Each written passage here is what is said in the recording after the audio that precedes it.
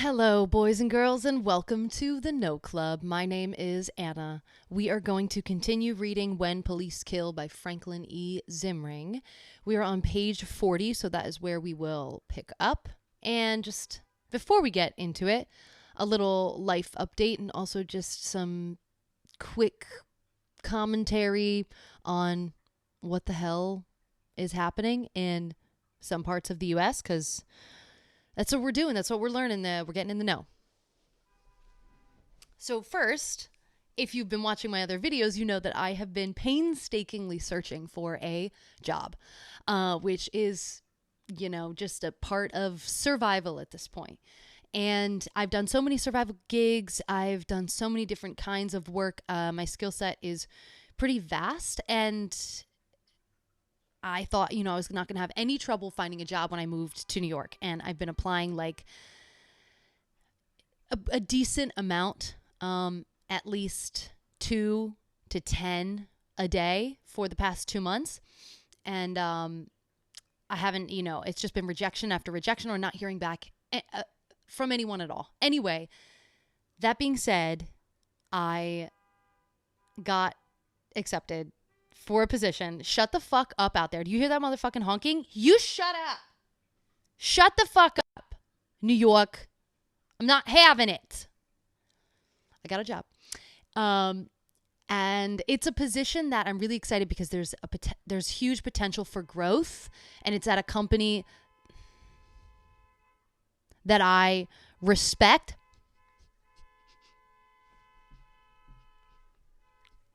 Like, what are you doing? Do you hear that? That consistent honking? I'm in an area of New York where it's just like constantly like this. They're just so fucking loud. The machismo in this area is wild. What? Oh my God. Perhaps I am undiagnosed ADHD or something, but like when I get distracted very easily, and shit like that sends me on a fucking flight away from the present moment. Well, or maybe I'm just commenting on the present moment and like that's what I have to do. I can't like stay focused on oh, that's a new honk. Okay, that's a new one. You see what I'm saying? Anyway, it is a funeral.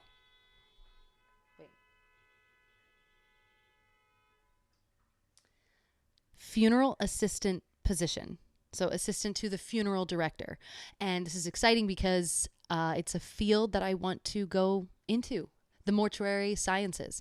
So it's a complete career shift, and I'm really excited because it has nothing to do with, not too much with big business or pushing a product, but it's just going to be helping families, learning this intense field. There's so much to learn. I'm really excited. I love the people that I've met thus far, and the fact that I got the job and that there's chance for growth, and planning on going to mortuary school when I can afford it. I really don't want to take out loans because I've done that before. I did that to get my bachelor's in fine arts, and it was way too fucking expensive. Granted, this school will be substantially less money, but still, I just don't want to be dealing with debt anymore. So that's really exciting. I'm very happy. And then it got me thinking, you know what? I've been in a period of rest, and I know what the hustle life is, and I can tune myself into that. But I really needed a year or a few months of this relaxation, of this calm, where I'm not going crazy hustling to try to make money. And it's been really, really good for me. I've been resting a ton, resting my mind, but also still consuming media, consuming and radicalizing myself, and which has brought me here to this moment, with pretty much right now just myself, because there's nobody in the chat, which is fine. I don't mind. But if you see this, hello, hi. But I've been in this period of rest, and I know that I've rested long enough. I'm ready to begin that hustle mentality again, even though it's not the way that I want to live. I don't mind, putting myself to applying myself to something that I believe in. And this is something that I believe in. So I'm really excited to learn. And it also got me thinking, I can make more money doing side hustles, and that's where it's just like, without the steady income and without the future plan and without having the thing that I really respect and like I would enjoy going to work and I would enjoy being a part of, and like respecting myself in that profession and actually genuinely helping people through the human experience and being a part of community, which is what this position is. It's a baseline, it's an entry level, is going to eventually help me get to, being a funeral director myself, which is so fucking exciting, to get to help people like this and see and hear all the stories of what makes someone's life have meaning, which is what they leave behind, with the stories and the love, and getting to experience that and help people through one of the most challenging times in their lives. I want that opportunity. I want that respect, and I'm going to earn it. So I was like, you know what? I have other skill sets. I can apply myself to make other things to bring in more money right now, because it's still not enough to survive, which is fucking psychotic. But we're all in this boat together, this sinking ship together. So you do what you can. 1 year ago, I guess I finished it a year ago, but it was something that was a long process. I worked for a year, saved enough money to be able to do this project, and then I took another year to actually create, produce, develop, go into production and everything, my own app, which I have been in the theater arena for more than 20 years. I'm 29, and I know certain techniques, to holistic things that are free, that can get you to a place of self-confidence, of being present. And I know I was just like talking about that, hearing that, being annoyed by that, like that's a part of the human experience, and finding the joy in living. And theater has shown me really how to access that, certain games, certain techniques. I know a lot. I fucking know a lot. So applying myself, believing in myself, to put out essentially a course. It was mind, body, voice, and energy work, which are the 4 pillars of artistry and of the human experience, and to tap into your joy and your creativity. And it was that every single day for 12 weeks, 3 months, 84 days, however you want to dice it.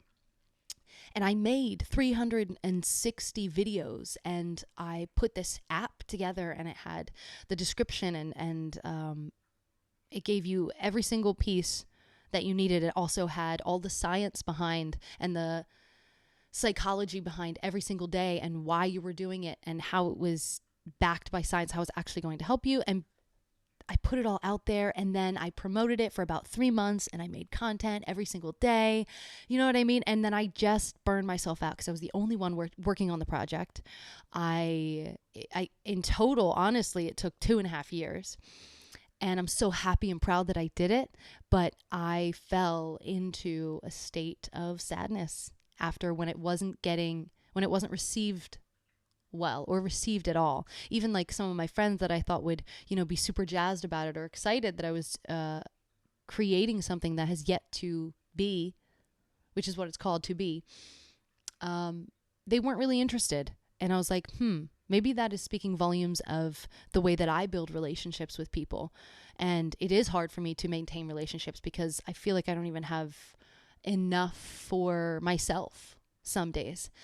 And I don't know if you can relate to that, but and then I started to go down this path of sadness, and then it was hard for me to put on that face and put myself out there. And then I was like, you know what? I need to honor how I'm feeling. I need to take a bit of a rest from all this content creation, all this production, all this like patting myself on the back, you know what I mean? And pulling myself up by my bootstraps, because I wasn't seeing any money either. So I had to go to my shit 9-to-5 that was just making me so much more, so deeply depressed.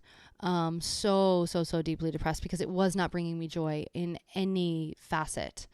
And I know I can find joy in certain things, but I didn't want to find joy in selling big corporation. So because I had no incentive to find that, not even for myself, like it felt like if I started to find joy there, then I would settle. You know what I mean? And that's just not me. So the sooner I could get out of something that was not bringing me joy, truly, that was just part of this machine that was just making people sick, that's, pushing toxic products and is all big business, the better off I was going to be, even if I was completely dead broke and had no income at all. I was happier than working for a company where I felt my life being sucked out of me. So I'm thinking now, you know what? Fuck. I should get back into it. And I took down the app, but I still have all of this information and all of this research that I did. Maybe I should just do a motherfucking ebook. I have all this. I can muster up the strength again, the mental capacity, and set aside some time and then put together this ebook where we're just doing the energy work that can bring you to that feeling of joy and creativity in a holistic way. That it doesn't mean, you have to go out to the store and like buy a bunch of shit and like start painting and whatever. You can just use your mind and your voice and your body and your self-expression and give you these little tasks that helps performers and actors find that confidence and find that light again, and also feel hopeful, which is really needed in this time. Theater saves lives, and you can do all of these techniques by yourself. And I wanted to make that important point, because this all came out of the pandemic of being alone, and how are you able to heal yourself, so I'm gonna make this ebook. Now that's one way that could potentially bring in some extra money for me, that is making a difference, and that's something I believe in, that it's something I know to my deepest core it works, and I'm definitely gonna do it. And the other thing, I was like, maybe I should use my skills of presentation, of performing, to do something that maybe I'm not as super aligned with, but that I do have the skills to get it done. And I am always into learning, new technologies, new ways of creating and presenting information. So I'm like, maybe I can do a UGC creator moment. So I'm going to try my hand at that as well, which is going to take some time, because I like to feel confident and understanding and putting out a product that I believe in, and if I'm selling myself, even if I'm selling something else, it's me first. I want to make sure that, the lighting's good, the sound is good, like all those things, all those pieces are there. So that's going to take some prep, probably a month to a month and a half before I feel like I'm even going to be reaching out to any companies or anything like that. But I'm going to try my best to stick to things that I use, things that I believe in. Like I use these air purifiers it's literally the only way that I am able to breathe in this house, because I'm allergic to cats, and I have a cat because I moved in with my girlfriend who has a cat. She bought 2 of these air purifiers, and I have always been allergic to cats. I am around them for like a day to 3 days. I can't fucking breathe. My eyes are itchy. It's sinusy. If you get it, you get it. These babies, I've been here for 2 months. I'm waking up fine. I've rubbed my face in the cat. I get cat hair in my mouth. Because I'm kissing on the kitty, because that's like so cute. So now I can actually like cats now. And that's fucking huge. Like a product like that, I would be happy to create a video for and sell that. So you know what? And yes, that's going to take some of that hustle energy. I want to make sure that I have that left over to be able to do. But I am done the period of rest, and I believe that I am ready to do so. Also, I have no idea if the sound, I see that my mic is on and everything, but I have no idea if the sound is going right now, because yesterday the sound just completely checked out around like 30 minutes or something, 28 minutes. And it was just my room here, and also Scar, my kitty. He has a water thing that like runs and circulates through and cleans the water. And it's a little ambiance in the background, but it kind of sounds like somebody's peeing. And it's very fucking distracting. So if my mic goes out, I apologize. I don't know why that's happening. Upgrading equipment and everything is definitely in the plans. So I have those two ideas, and I'm going to see them through for sure. Then another project that I want to complete is I have, hey, what's up? Hi, how you doing? Hello. Project that I'm going to complete is I have written half of a poetry book, so I want to keep going with that. I just need to be inspired. I'm not going to force it. Anyway, those are all my life updates. Let's get into When Police Kill. Do you speak Turkish? I do not speak Turkish. I am not Hassan. I believe Hassan speaks Turkish. But before we get right into When Police Kill, I want to talk just very briefly about Cop City in Atlanta. What the fuck is going on?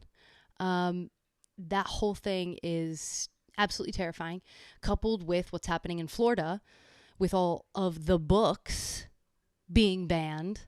Like, not all of the books, but you have to, essentially all of the books, because you have to take them all out and they have to get reviewed by a certified librarian.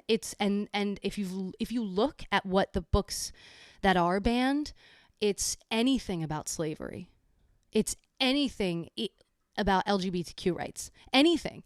So to even question or assume that, like, yeah, even question that the Republican Party, like, oh, are they fascist? They really fucking are. It's not a question anymore. It's happening. It's here. It's scary. It should be alarming. It should piss you off. It should anger you. And Cop City, man, I just can't. It's scary. Can't get my head around it. But it's too much. I think it started in 2015. It was proposed. And by 2020, it had $24 million put towards it by, major companies like, of course, Coca-Cola, Home Depot, but there's a whole slew of others. And then in 2021, and it's on a protected land, on a forest land. And they're like, fuck that land. Let's have all the police and all the ammunition and build a little mini replica of Atlanta and let's go ham on them. Because yay, fuck yeah, militarized police. That's what we do here in a fascist state. So I don't know what the fuck that means. I want to live something with you. You're living with me right now in the moment. Hi. You're reading this book with me. But yeah, very scary. And around 70% of Atlanteans do not want Cop City to be a thing. It's very scary. And it really took off like 2 weeks ago when like the riots and everything, when the police killed one of those peaceful protesters.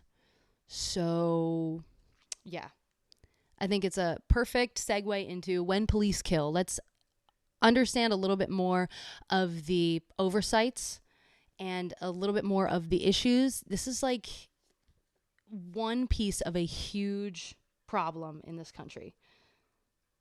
And this is super statistical based if you're just, coming in here for the first time. All right. Okay, so we're on chapter 3 right now. Let's fucking do this.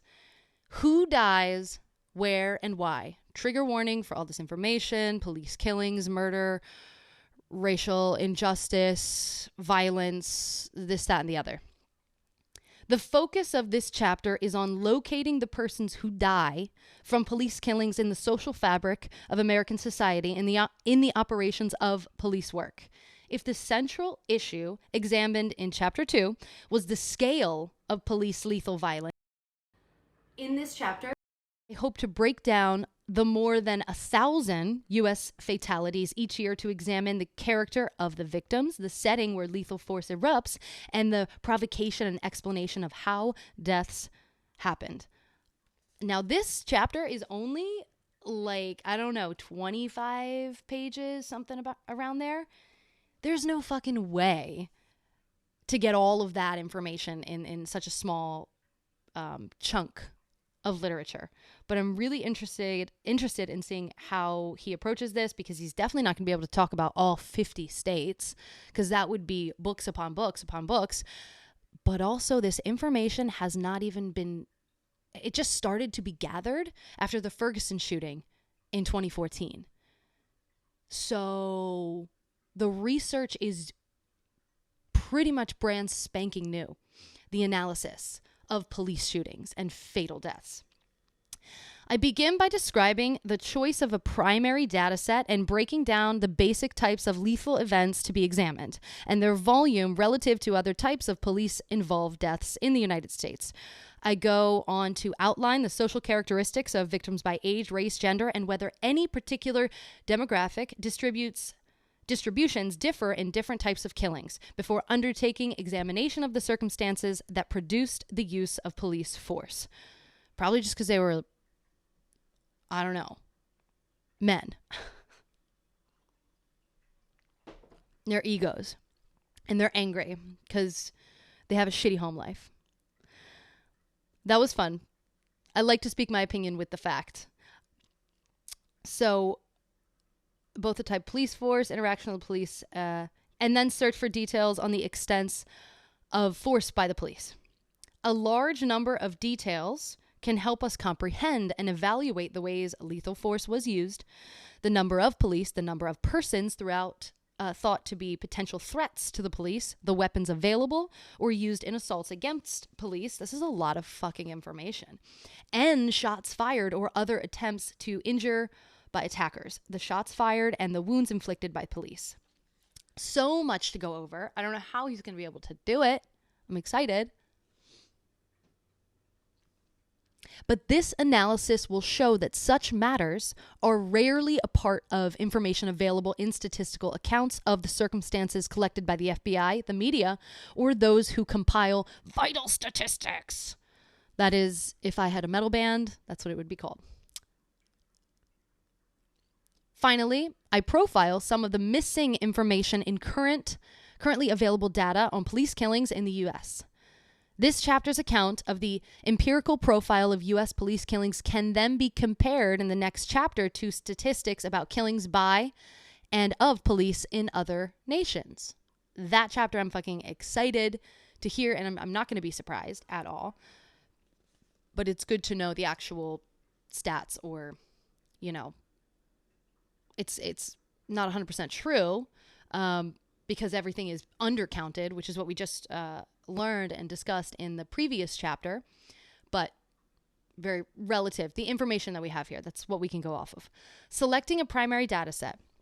The current variety of official and unofficial compilations of killings by police officer was extensively discussed in Chapter 2, which I was just saying, whose objective was to determine the volume of killings by the police in the U.S. The same limited set of imperfect measurements is the best choice of methods available for moving beyond understanding the volume of killings to the characteristics of those killings by the police. The choice for a primary data set is among 6 different compilations of killings nationwide, but only 3 are governmental estimates. The supplemental homicide reports, we love it, counts of, quote, justifiable homicide, that's like doublespeak, sent to the FBI by corresponding police departments. The cases and counts reported in the legal interventions category of the National Vital Statistics System of the U.S. and the ARD, the arrest-related death stats published in the Bureau of Justice Statistics covered in 2003 to 2009, all discussed in the previous chapter. As we've seen, the BJS, the Bureau of Justice Stats program, has no data in the public record later than 2009, and for that reason alone would be a problematic primary data set to use 7 years later, because fucking duh, because they don't have the information. The vital statistics have one small problem and one massive one. The small problem is that many accidental deaths in custody and in struggles when tasers are used probably don't fit the, quote, legal intervention category. So they aren't even fucking included. The massive problem is that as many as half of all deaths caused by police activity don't get classified in this category, even when the death itself is part of the vital statistics. There can be no confidence that a sample of only half of all killings by the police could give an accurate profile of the victims and situations in the other half. The official data on the Justifiable Homicides program of the FBI has the same mix of small and giant problems. Taser and most custodial death occurrences. I had to double check that was the right fucking word, but it is custodial. Taser and most custodial death occurrences do not involve an intention to use lethal force and probably don't fit the justified homicide paradigm. But as we have seen, as much as half of all police killings that do fit the program's criteria are not included in its records or its estimated national death rates. We don't fucking know how many people in this country are getting murdered by police. Okay? Just... that's what this information is showing us. So you can't trust the police when they say, these are our numbers. You got to believe us. No. Oh my God, it's crazy. Again, a 50% sample of police killings may very well be unrepresentative. Since the official statistics generate a 50% undercount, the obvious candidates do provide a higher percentage of all actual killings are the 3 analyses of crowdsourced newspaper accounts of police killings reviewed in Chapter 2. 538.com did a search and partial analysis of media-reported 2014 killings with the objective of generating a good volume estimate, but no detailed compilation of the circumstances and victims. There's no fucking oversight to the police. They can do whatever the fuck they want. The Washington Post compiled a detailed record from media coverage of every fatal shooting by police found on the internet in 2015. This team provided, with some lag time, account of their cases and provides detailed summaries of victims and circumstances. The Guardian provided a daily count of every police killing it found in the United States with internet links to the news coverage it finds in every case. I have selected this Guardian dataset for the primary analysis in this chapter. It has 2 advantages over the most equally excellent Washington Post accumulation for calendar 2015. Seems we are only going to be discussing calendar year 2015. I wish I could read that, but I cannot. Hopefully you're not saying something mean to me, because that'd be quite rude. While the Guardian's inclusion of all cases may mix some different types of killings into the aggregate statistics, this can be easily discovered by separately analyzing taser deaths and in-custody deaths so that cross-tabulations can enable persons to analyze the police shootings that were the sole focus of the Post data. It is much better to start with a more complete account and then exclude cases where that seems appropriate. The second advantage of the Guardian data over that of the Post's is that it includes links to its data sources in real time, providing a variety of access and transparency that should provoke gratitude from scholars and media critics alike. Oh, I'm so grateful. Thank you very much. I am very grateful, actually, for this information. So, yes, thank you for at least doing, I guess, the bare minimum. There's so much to cover in this country. Things happen so quickly. We're a huge fucking country, and we're just at every institution is just fumbling the bag every single day. It's hard to keep up with it all. And the media also is, funded by major corporations who have an agenda.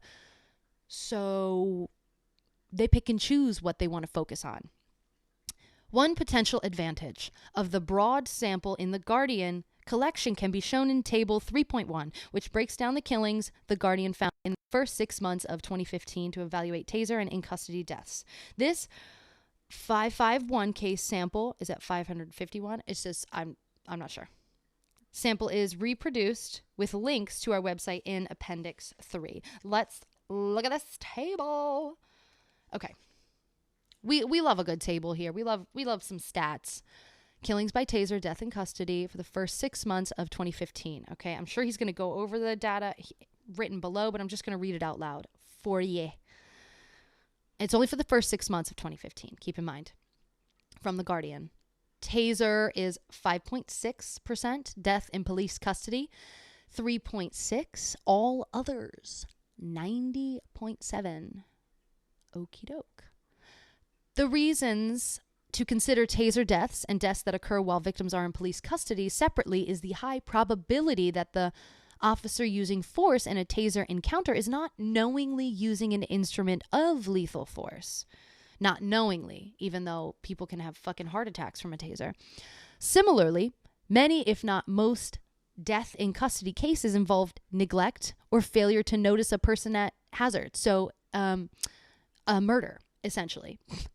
But the advantage of having a sample that can produce Table 3.1 is that the Guardian data can show the volume and circumstances of taser deaths and the small segment of total deaths that happen in police custody.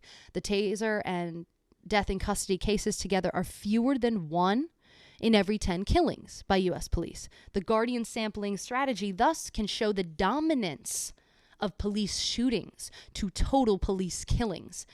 And that's important because guns America was a problem, baby. While the post-analysis can only assume it. To say that the Guardian half-year sample will serve as my primary data set is not to suggest that the statistical patterns we observe in this collection of cases will be the only information I consult or rely on. Far from it. One important function of the data from the Guardian is that it can be tested against the patterns that can be observed in the official sources, such as the FBI and the vital statistics. Instead of worrying about whether a 50% sample of all police killings generates accurate information about the victims and circumstances in all cases, we'll worry about that at a later time. We can compare the Guardian data to the patterns observed in the official reports to see whether and to what extent a more complete count of deaths caused by police produces different profiles of the social characteristics of those who die, to see who's fucking lying. You know what I'm saying?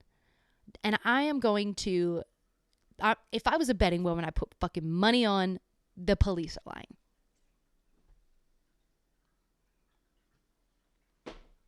My back hurts. I think I lifted too heavy today. Oh, Jesus. I'm feeling my age. Who dies? Of primary interest is use of the Guardian data to establish what sorts of citizens are at high risk of death, is to examine the 90.7% of all killings by police that emerge from patrol and service calls, leaving the in-custody deaths and taser fatalities for separate inquiry. I think that is smart. Figure 3.1 compares the social characteristics of police patrol and service call killing victims in the first 6 months of 2015 and compares the victims with the demographic profile of the general population in the United States. Okay. I just want to get a little gander at this before I even share the information with you so I can understand.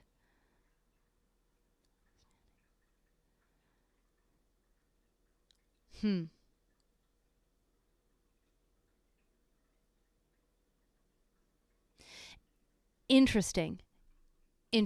This feels really inaccurate. Reading this feels extremely inaccurate.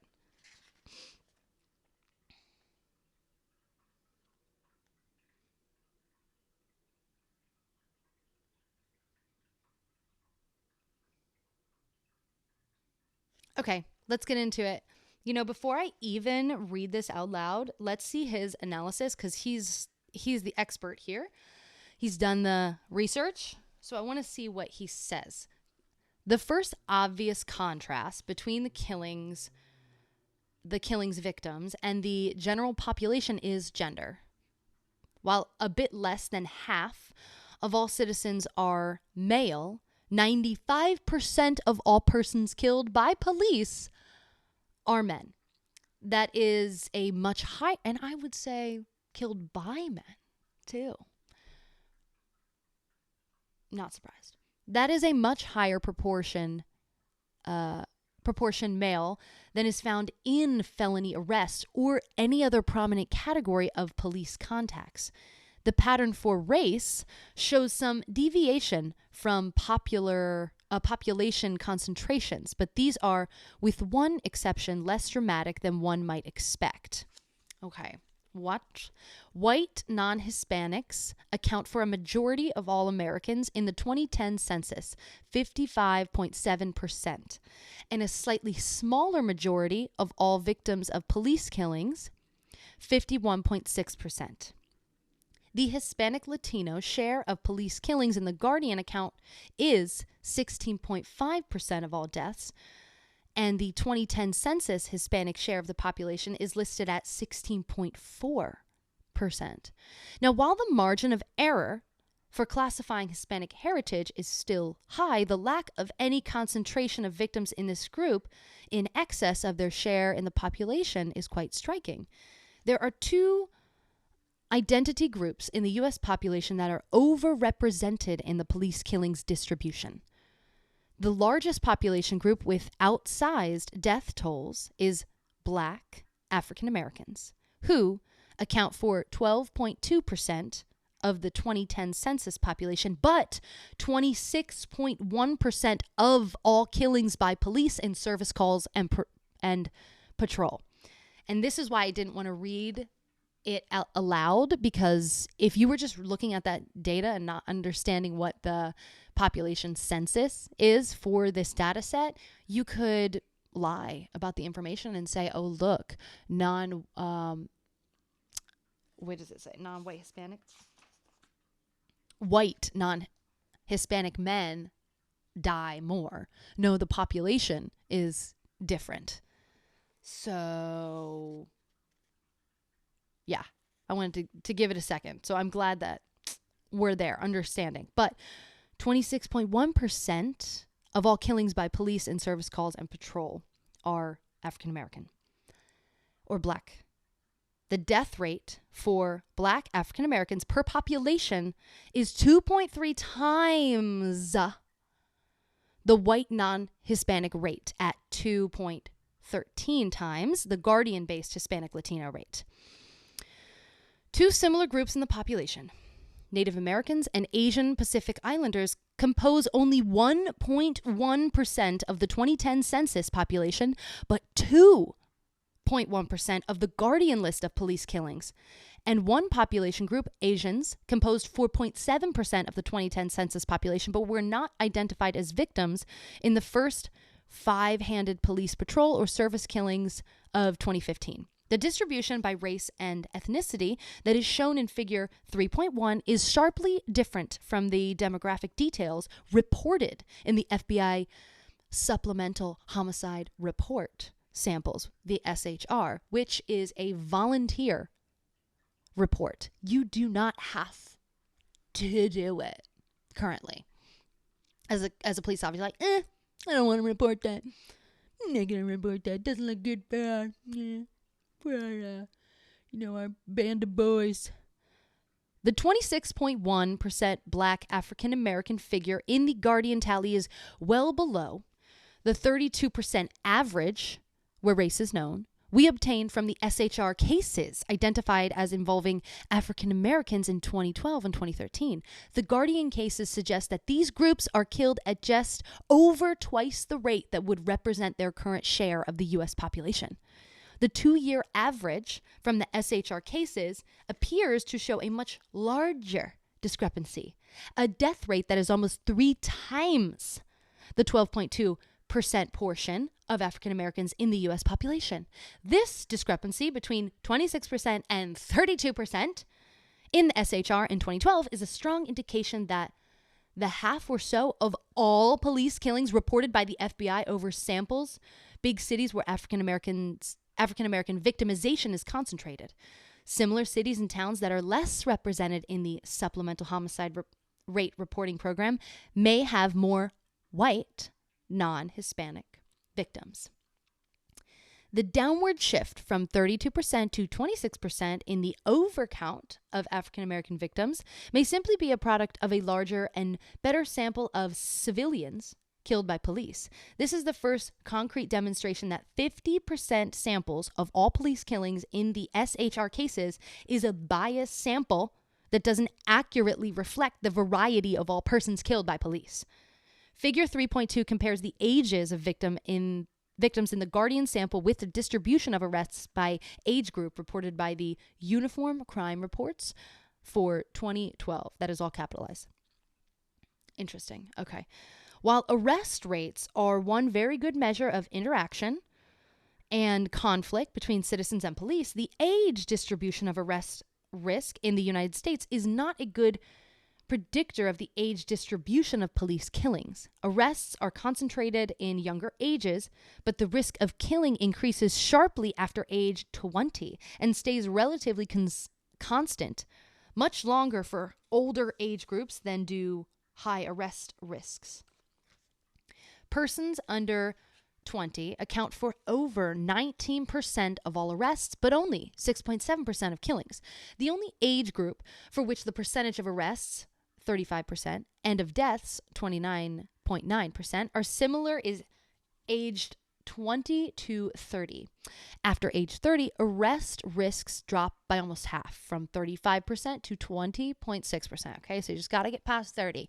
All right, people. And hopefully it's, by these statistics, you might not get arrested. But the share of killings stays constant. Not fun. Okay, you might not get arrested. You might just get fucking shot. And the share of killing victims is much higher than the share of arrests for those over 40. It would, I think, be incorrect to see the different rates of arrests and killings as part of a complicated and subtle relationship between criminal activity and arrest and killings by police. There is instead probably no important relationship between arrest and killing risks. I would venture to agree. What Figure 3.2 shows rather clearly is that killings by police and arrest have wholly different age curves. Criminal activity peaks in the late teens and early 20s, and rates of arrest drop sharply as early as 30. The risk of killings becomes quite high suddenly in the 20s, but does not diminish in the 30s or all that much over age 40. This is all so fucking concerning. We have such a huge problem here. Persons over 40 account for more than a third of police killing events in the United States. Okay, so just kidding. Like, I take all that back. It's scary. It's scary after 30. But it was just as scary in your 20s too. Let's see, where was I?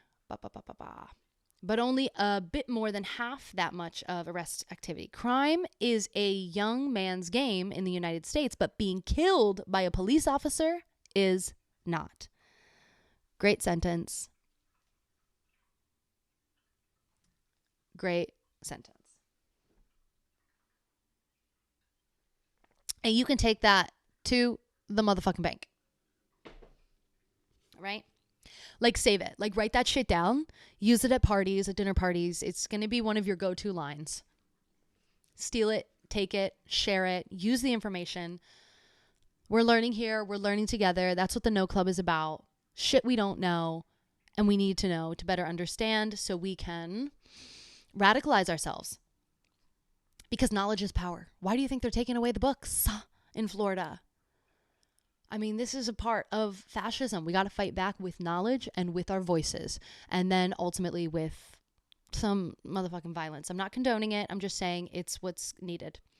In the two smaller groups of, we're going taser deaths and deaths in custody. In the two smaller groups of non-shooting deaths reserved for separate analysis, we find 31 deaths caused by police use of tasers in the first 6 months of 2015 and 20 deaths that occurred when the descendant was in the physical custody of police, presumably inside a building. The basis for separate analysis of these two groups is that taser and in-custody deaths usually don't involve a police officer intending to use deadly force.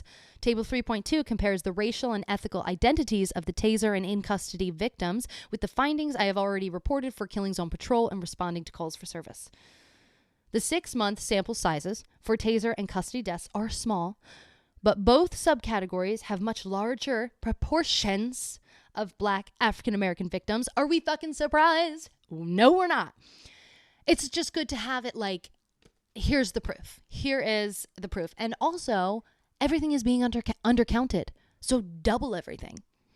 And a total minority share of about 2/3. Why minorities should have such extraordinary minority overrepresentation in these episodes involving police use of force intended to be far less lethal is an issue I will address later in the chapter. Yeah, fucking shocking. And then he gives the percentage distribution here, which I am not going to read because he just summarized it.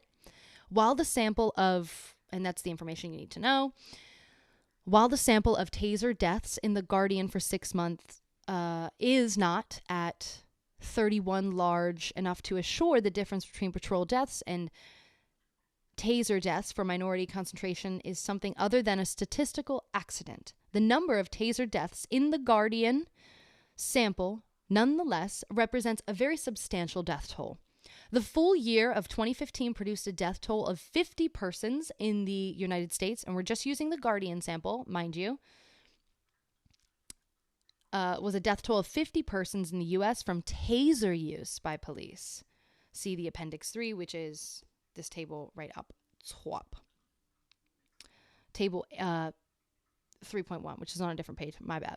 Later chapters in this book will present data from 2 nations, Germany and Great Britain, where the total death rate per million citizens from all forms of police use of force is much lower than the death rate from 50 taser deaths per year in the United States. Table 3.3 compares the age distribution of victims of patrol and service deaths with the age profiles of victims of taser and custodial deaths. One important reason to separately track the ages of the custody and taser deaths is because the vulnerability of persons subject to custody or subjected to taser attack should play a more important role in determining whether tasers or conditions in custody prove fatal. But tracking the age categories with the highest death rates shows no real difference between the ages for those 2 unintended types of deaths and the age distribution of those shot and killed. The very young are not found in the 51 police custody and taser deaths. So, yeah, I mean, that's not surprising. That seems like common sense. 60% of the in-custody deaths involved victims between 20 and 40, as did 67.1% of the taser deaths and 58.5% of the larger police operations death group of 500. So there is no evidence that age-related vulnerability played a major role in the selection of victims to die in custody or as a result of a taser attack. Okay. A note on proportional versus aggregate risk. I need some more water.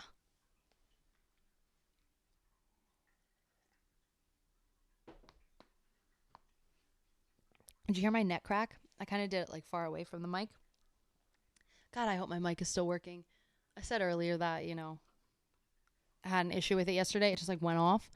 Stopped working at like, I don't know, 28 minutes, something like that. And it just pissed me off watching it back, I don't know what the reason is. Okay. A note on proportional versus aggregate risk. I have already referred to the fact that earlier estimates of the proportion of persons killed by police had been estimated at 32% African American when supplemental homicide cases were aggregated by the FBI.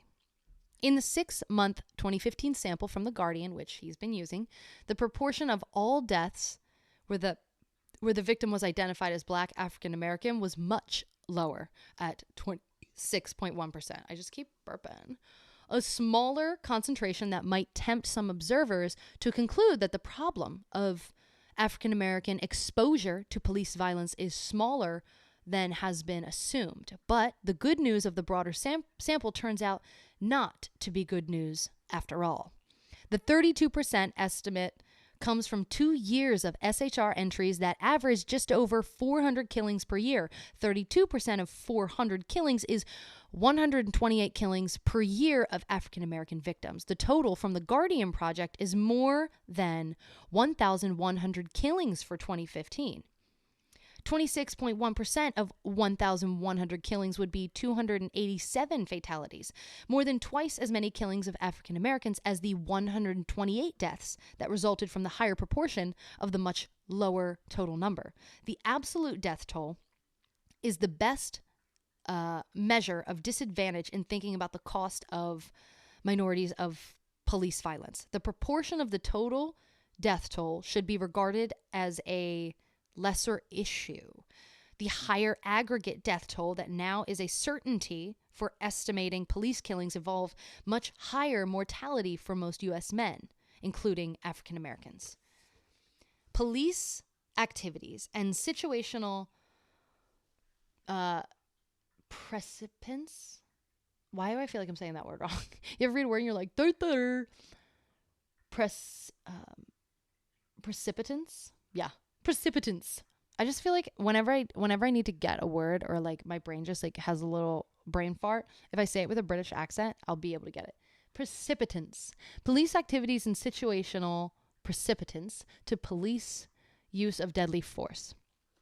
My source for descriptions of the types of police activity that led to killings by police officer are the media reports linked to the Guardian descriptions of killings that Colin Christensen reviewed and coded in July and August of 2015. The two important limits to the reliability of this data as a profile of the circumstances that produce killings are that the reported circumstances in the news media are dominated by police accounts, and they cannot be trusted, that are often the sole source of information and cannot be verified or audited.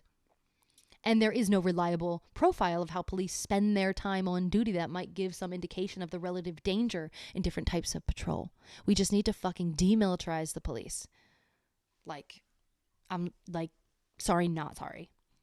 Figure 3.3 shows the police activity that preceded the killing for 500 killings. Just disgusting. I hate saying the word killing so much, honestly. Defining the categories of activity to be measured required quite a bit of discretion on the part of the coder and the analyst, but taken together, the categories included would seem to offer a useful set of measures. As figure 3.3 demonstrates, the police activities that produce civilian deaths are widely distributed across the full range of police activity, but by no means evenly distributed by type of activity. This strategy of categorizing police activities puts emphasis on the specificity of descriptions, so that if a police officer was called to a domestic disturbance while on patrol, the more specific disturbance category is used. This will reduce the number of patrol settings that cause killings, but will do so in order to locate the specific circumstances in the patrolman's duty that generate risk. The largest number of lethal events was produced by disturbance calls, which we then subdivided into domestic disturbance, intimates and family members, and other disturbances, with the two categories almost evenly dividing a full 23.2% of all killings by police. So don't call them for a domestic dispute, because they could kill you. Unless the average police officer spends almost 1/4 of his time on duty responding to disturbances, this a vastly higher risk for civilian deaths than other common police duties associated with patrol. The second highest proportion of precipitating events, criminal investigation, is more difficult to measure against standard police activity because it is non-specific and may also be a tempting description after the fact of a fatal event. And here is 3.3, what he was referring to. Police activity that generated fatal outcomes. Over 500 killings for 6 months of 2015. It's the Guardian sample. Yeah. We're just seeing here that I see it. I see it now. Domestic and other in the disturbances, 23.2%, which is the highest. The second highest is criminal investigation. And then the third highest is other and unknown, okay? Whatever the fuck that's supposed to mean. And then next, that's at 9.6%, and then another 9% is traffic stop. And I feel like that one's so much higher. Everything's higher. I mean, maybe this, I don't know. I just feel like there's just so much underreporting. It's like, I appreciate everything that he's doing and all this information, but the public perception of police in America is bad for valid reasons, because even the data that is completely 100% unquestionably and undeniably undercounted and not audited it's staggering. It makes sense that the public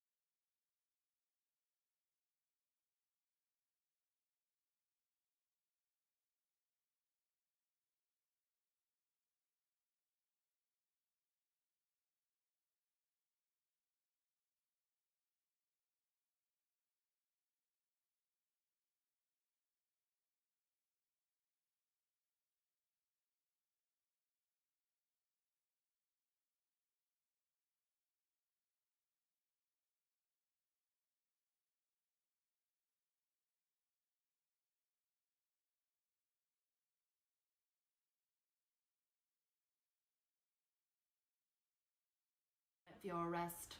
Bang, bang. because they can do whatever they want. Fucking terrifying. Oh my God. Similarly, crime in progress is an after the fact justification that may be overstated even at less than 9% of events. The fact that 9% of deaths were related to traffic stops is significant. And yes, but police probably spend more than that percentage of time on traffic duty. Two of the smaller contributions to the total death toll probably involve higher risks of civilian deaths than their share of police effort, tactical operations with 5.4% of killing events, and armed and dangerous at 4.4. But without any clear indication of the share of police duty these categories represent, this is a probability rather than fully established fact.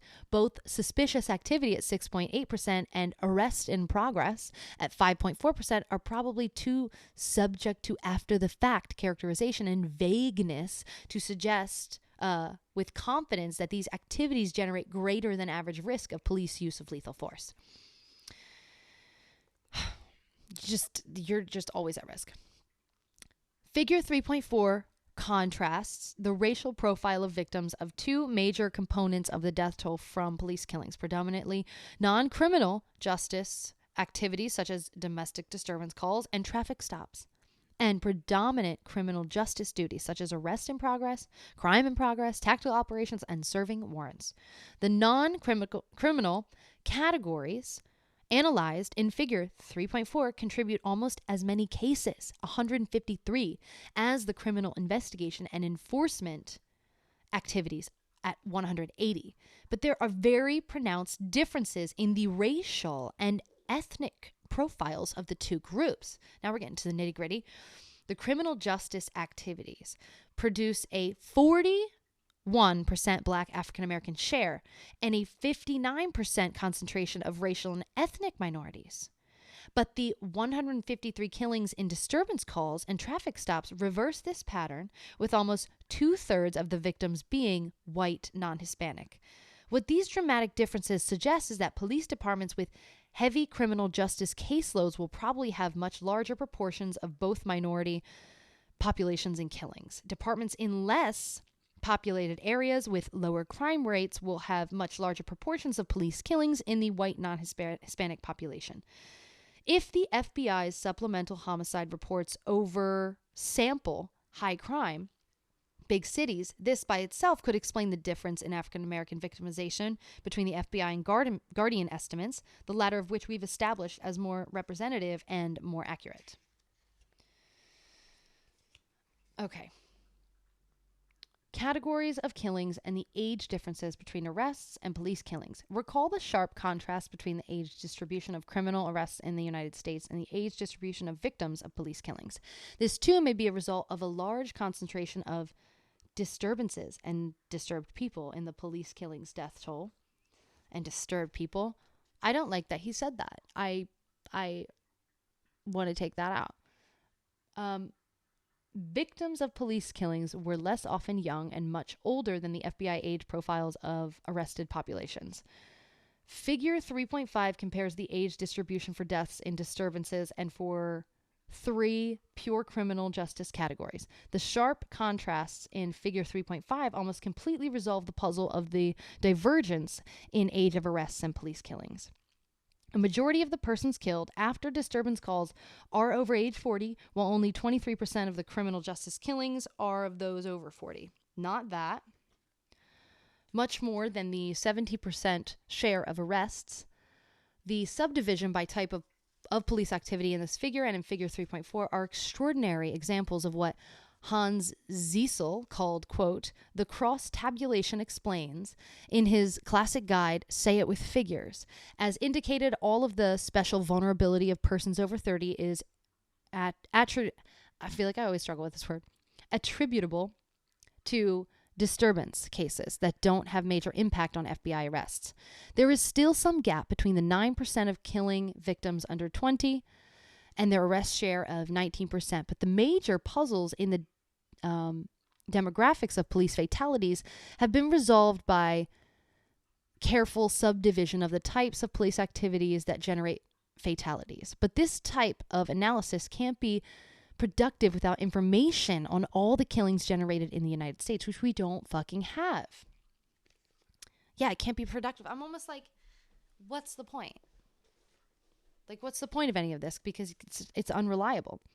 The mystery of the older descendants couldn't have been discovered, let alone explained, without representation samples of police fatalities. The tendency of both police and observers to assume that attacks against police and police use of force is closely associated with violent crime and criminal justice should be modified in significant ways to accord for the disturbances, domestic conflicts, emotional disruptions that frequently become the caseload of police officers. Provocation, we need the police to deal with like only violent crime. And we need social workers to deal with everything else and therapists and everything else, you know? Because they have like max, like I don't even fucking know, like 6 months. I feel like every state has their own rules and regulations and conduct, but just like rules on how to get the fuck in. Some states it's like 4 months you can be a police officer and you can shoot people.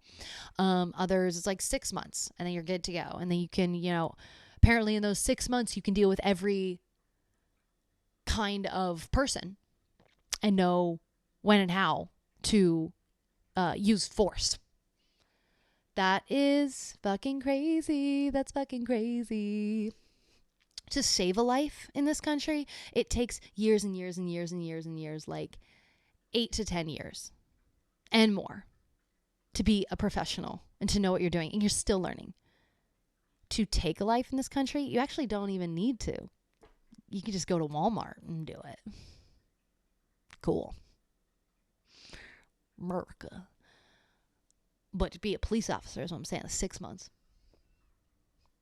Maybe other departments are longer, but not fucking long enough. if we're using police for everything. When the focus of concern shifts from the police functions that generate lethal force to the civilian activities that provoke a lethal response from police, what do you do to provoke a lethal response? Turn your back for a second, for 2.3 seconds? Reach into your pocket to grab a stick of gum? Be black? I mean, that is your activity existing in this country. The threats to police generated by the use of threat or deadly weapons play an obvious and dominant role. Figure 3.6 restricts the attacks analyzed to the 479 shootings in the Guardian 6-month sample and reports the weapons used and or threatened by the target of the shootings by police. So we have used and threatened. So used is they actually did fucking use it, and I'm assuming threatened is, oh, I have something, but not showing it. Or maybe actually showing it, but not using it because they didn't get a chance to. The obvious lesson of figure 3.6 is that the dominant threat that police are responding to when they use lethal force is that of guns in the hands of their adversaries. And this is just of the data that is being reported that they are able to have access to. How much of this is accurate? Like, we literally don't know. It's also by the media putting this information out there. So, and then can they be trusted? Absolutely not. A full 56% of all citizens killed by police gunfire were themselves armed with guns, and another, which is not a crime here, by the way, and another 3.7% of all fatal shootings were provoked by weapons that looked to the police like guns. So the presence of an armed adversary with what seemed to be a gun was reported as the key provocation to 60% of the fatal shootings in the Guardian survey. It is thus a commonplace that the proliferation of concealed firearms in the civilian population is a major source of the singularly high rate of killings by the police in the United States. Even the police are scared to be in this country. The major reason police shoot so often is that guns appear to be in the hands of civilians, because firearms are also the cause of death in more than 50% of all fatal assaults on police. The dominant role of fear of opponents with guns is easy to comprehend. The predominant instrument used in fatal force by American police is also the major threat to the lives of uniformed police. Tit for tat. So what's the real fucking problem here? Guns? Is guns, baby. Indeed, the surprise in figure 3.6 is not the dominance of firearm threats as the motive for police killings, but the relatively modest homogeny of these uniquely threatening instruments of attack. As is indicated, many hundreds of killings by police in the U.S. each year involve the threat of a firearm attack to the officer, but many hundreds of fatal shootings by the police are provoked by less lethal weapons or no weapons. Why is the cause of more than 90% of all police deaths the provocation for only 56% of police killings? From the standpoint of both policy and social science explanation, why should less threatening mechanisms of attack to police explain such a large number of police killings? Because if you every day are thinking like, I'm in a war zone, I'm at battle with the general public, I'm actually not here to protect them, I'm here to fight against them, then yeah, you're going to be easily triggered. The 4% of deaths that are caused by persons armed with objects that look like guns are easy to explain because the apparent threat is not less life-threatening than that of real guns with real bullets. But why so many killings of civilians armed with knives or clubs or no weapon? The media accounts in Appendix 3 allow some limited inquiry about whether particular patterns of age or race or ethnicity apply to the killings of those with knives or clubs, but do not provide the important answers to this puzzle. And it is a sort of puzzle, kind of. I think the guns are the problem. And also so much more. And men's mental health. Table and the patriarchy. White supremacy. Like, these are the answers to the puzzle. Table 3.4 cross-tabulates the weapons that provoke fatal police shootings by the age of the assailant killed by police gunfire. The theory is that less lethal weapons than firearms will motivate fatal responses more often in younger and stronger adversaries. Oh, my adversary. Even like saying like that, like you're my adversary, you know? Where it's not you're a citizen and I'm here to help you. It's like you are my adversary. We are at war with each other. The hypothesis that stronger age groups will more often provide fatal force even without guns shows some modest explanatory power in Table 3.4 because a larger majority of fatal attacks do involve guns in the oldest and youngest age groups. Almost 2/3 of all attacks by persons over 40 that provoke a killing by police officer involves guns, compared to only half of the assaults by persons in their 20s and 30s, and the under 20 group is midway between. Table 3.5 examines whether there is a close relationship between the race and ethnicity of the assailant and the weapon that provoked his or her fatal shooting. If cases where the officer thought the weapon was a gun are treated as the same as real gun attacks, Table 3.5 shows no clear race of adversary effect. But why then do racial minorities have twice the proportion of inaccurate police gun assumption? Still, the majority of all situations that provoke a fatal force incident involve a real or apparent threat of a firearm attack, but a significant minority of all police killings involves a perceived threat of weapons with far less capacity to kill a police officer. The officer's setting and conduct. Both the official statistical accounts of killings by police and the media reports that provide the notice of events to trigger the creation of internet web pages and the 538.com, Washington Post, and Guardian analysis provides very incomplete information on the circumstances of the force that leads to death. Neither the vital statistics nor the supplemental homicide entries provide data on the number of police officers present when an attack occurs, the number of adversaries that I hate that he's using that word, but also love that he's using that word because that is the mindset of police. The officer thought were threatening, the number of shots that the officer fired, the total number of shots fired by attackers, and the number of wounds inflicted on the descendant. There's so much information that goes unchecked.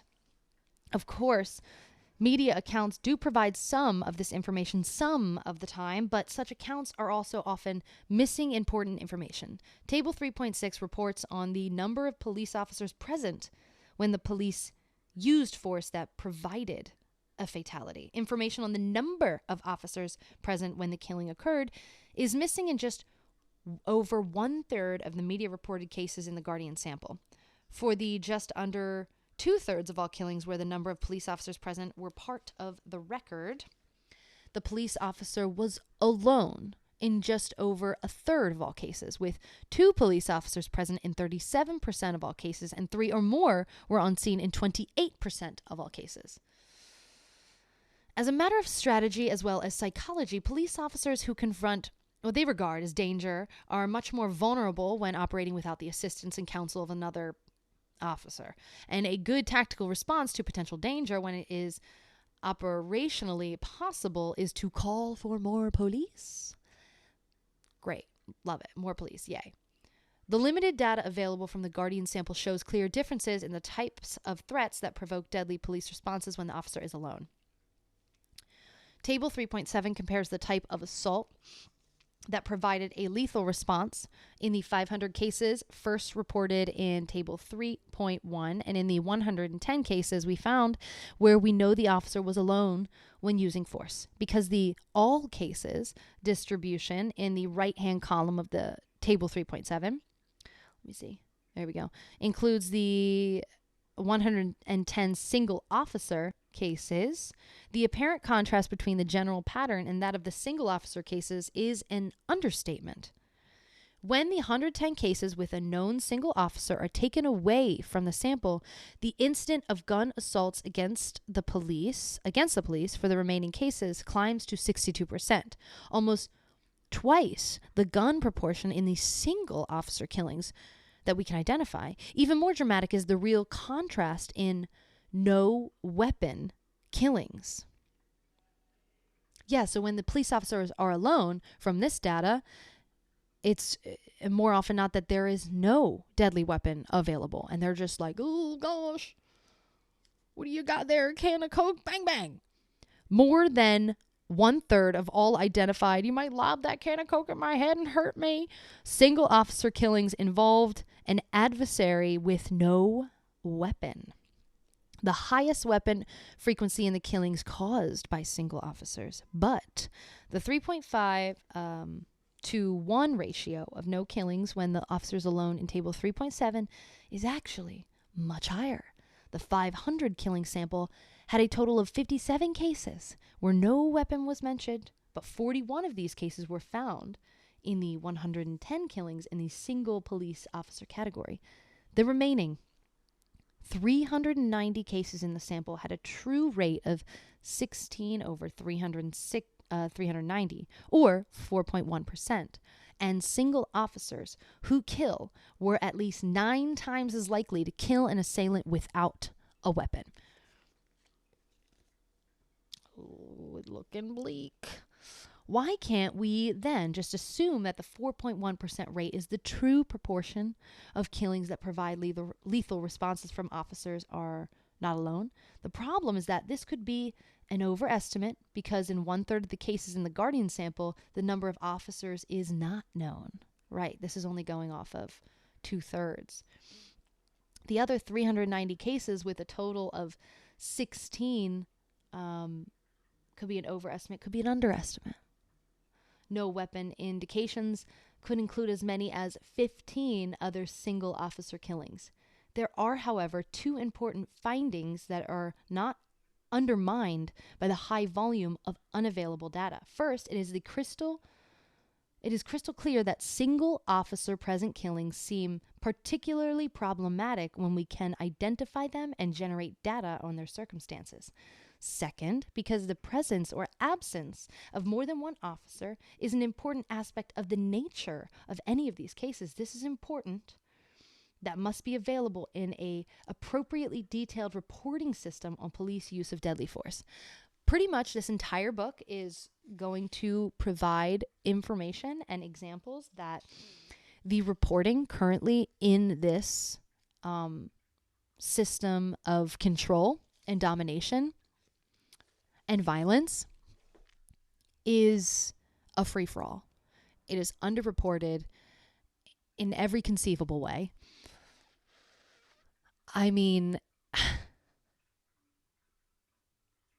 it's just it's mind-blowing when you realize the scale and scope of how poorly the police force in this country is run, is cared for, and it gets so much fucking money.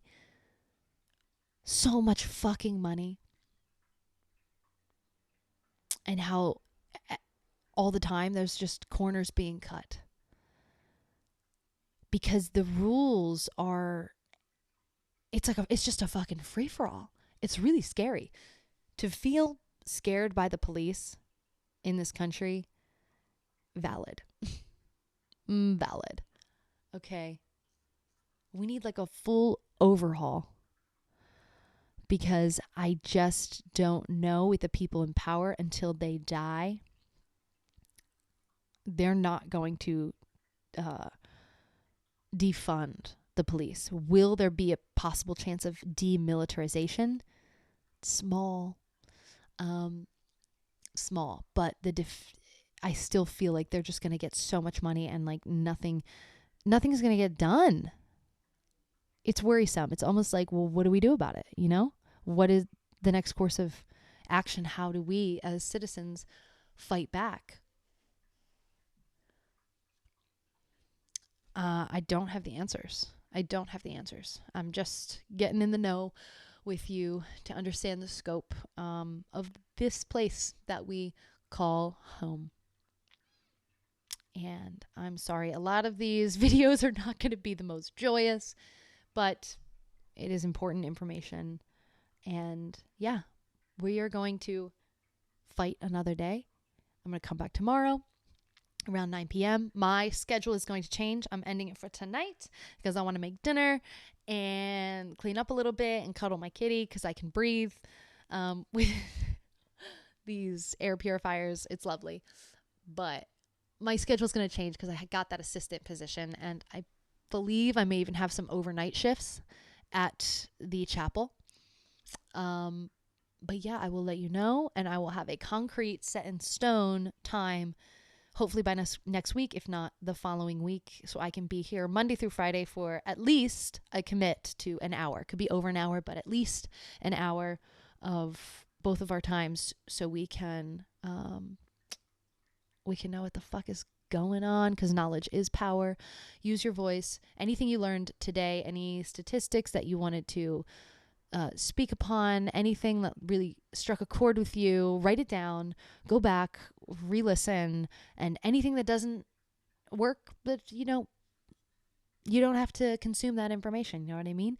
Keep the pieces of material to form your own questions, to form your own research, to form your own interest and intrigue into these topics so that you can keep pushing forward, not staying stagnant, and using your intelligence, using your brain, because it's valuable, it's worthwhile, you deserve it, and you deserve to treat yourself like a scholar, because it's a good fucking feeling to know that there's one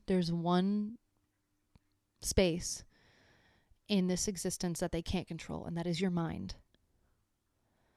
It may feel like you're under control a lot.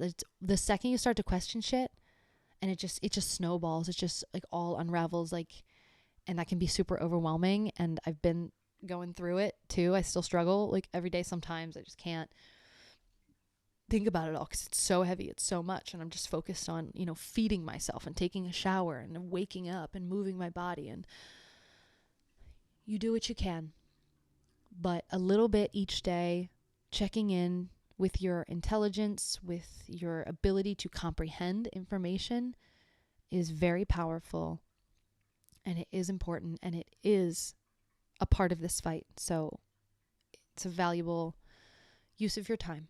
Anywho's, I'm gonna go make dinner. Thank you for sticking with me, staying in the know, and I will see you tomorrow, 9 p.m. Eastern Standard Time, to pick up where we left off. See you then.